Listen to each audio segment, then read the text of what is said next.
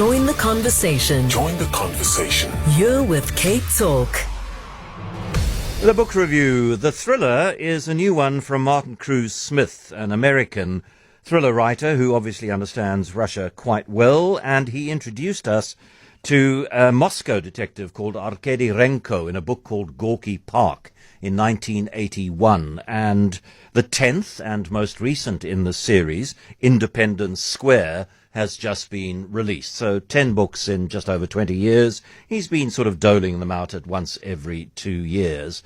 And it is a goodie, as I believe all the other 9 have been. It probably helps to have read the earlier ones, but I don't think it's absolutely necessary. And in this one, Arkady Renko is displaying symptoms of Parkinson's disease. He's told that he doesn't have too many years left. His longtime lover, Tatiana Petrovna, has left him. She accuses him of lacking ambition, and how can she say with somebody who wants a life so small? And in this one, he's asked to take on a job on the eve of the Russian invasion of Ukraine. It hasn't happened yet, but it looks pretty obvious that it is going to happen.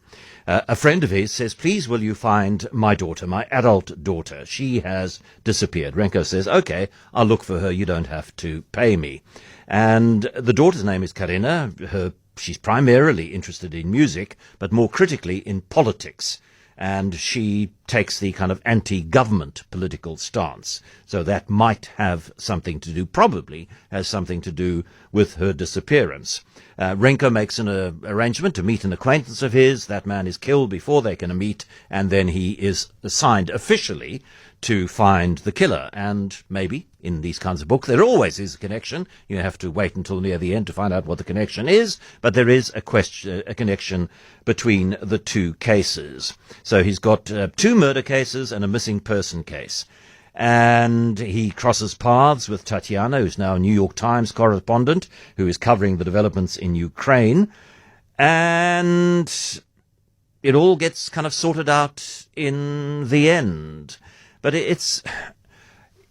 I look, how accurate his reflections on Russian character are, I don't know. I've never spent any time in Russia, but he does write beautifully about what it seems to be like to be Russian. No one was better than a Russian at having a superiority complex and an inferiority complex at the same time. And another line that I really enjoyed, beer didn't really count as alcohol in a country where men drank vodka and real men drank brake fluid. And there is some nostalgia for the disappeared Soviet Union. One character says, "We lost everything we had for bubblegum and Levi jeans." That's Martin Cruz Smith, Independence Square. And then a debut novel by Lola Akinmande Akerstrom. So African-born, married into a Swedish family. And her book, In Every Mirror She Is Black, has a look at 3 black women in Sweden who arrive in Sweden with for very different reasons and with very different backgrounds. Neither, at the beginning of their lives, ever thought that they would live in Sweden's capital. One of them, Kemi Adeyemi, says if Stockholm was a man and she'd met him in a nightclub, she would have propelled herself right away to ask him to dance. The 3 are Kemi. She's a young Nigerian-American advertising executive. She's going up through the professional ranks, and she's gone to Stockholm on a promotion. Brittany is a Jamaican-American model who has turned a flight attendant and is now based in Stockholm as a result of her flight career. And Muna is a Somali refugee, with all of the trauma that being a refugee from Somaliland in a country like Sweden brings with it. And they believe that because they are in the supposedly egalitarian and liberal country, that their blackness will not be a marker. But they find out very, very, very soon that even in Swedish society, being black is the most significant thing in their lives. And they grapple with their lives in Stockholm. And originally, all 3 stories are told as completely separate, but the 3 stories, again, as is generally the case in these sorts of books, they merge towards one, and the one is around the Swedish character who's the sort of center of it all, Johnny van Lunden, who's the CEO of a marketing company, and he's racially, culturally, economically Swedish, white and male and wealthy. And each of them has a different challenge to try and find a way of living in a country which every mirror reflects your blackness.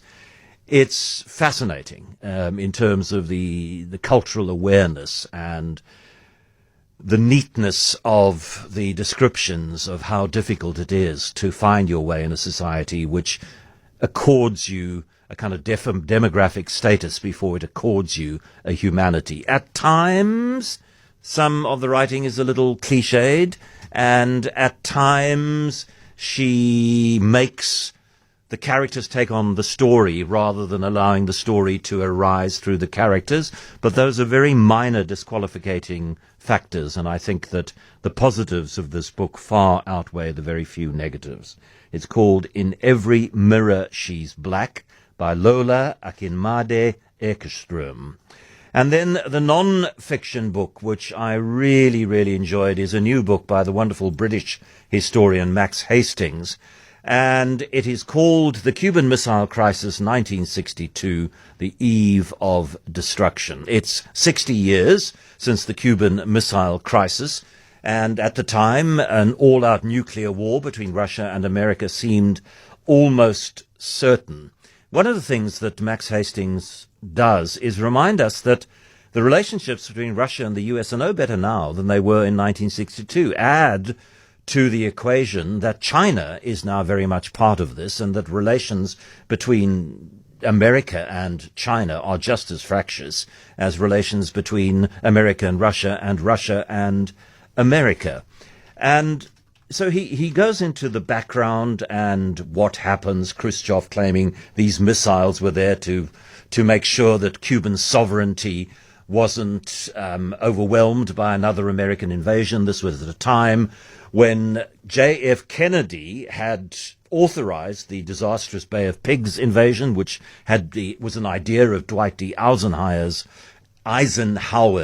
administration, and Kennedy quite reluctantly went ahead with it. It was absolutely disastrous.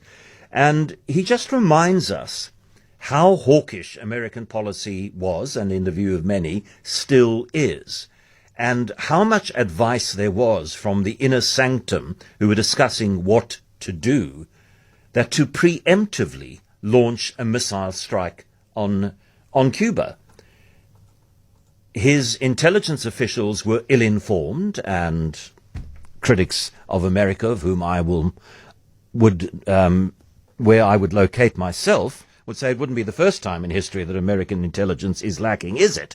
Because American intelligence told him that don't worry, there's there are no decent nuclear weapons on Cuba, and we can knock them out in 10 seconds. There were at that time more than 5 dozen nuclear weapons, each of which had the power of the bomb that was dropped on Hiroshima and Nagasaki. So if Kennedy had gone along with the advice from his inner sanctum, the hardline military and securocrats, he would have launched those nuclear missiles, and others would have been launched back. At the time, the American nuclear arsenal was significantly larger and more dangerous than that of Russia, and so America would have, inverted commas, won a nuclear war. But we came really, really close. And, how much did we learn from it? Hastings researches impeccably. He writes beautifully. And what he does really well is he marries the grand strategies, the big picture, with the illuminating little details that give life and color and texture to those grand macro-strategical analyses. So, wonderful piece of relatively recent and important history, Abyss, The Cuban Missile Crisis, 1962, by Max Hastings.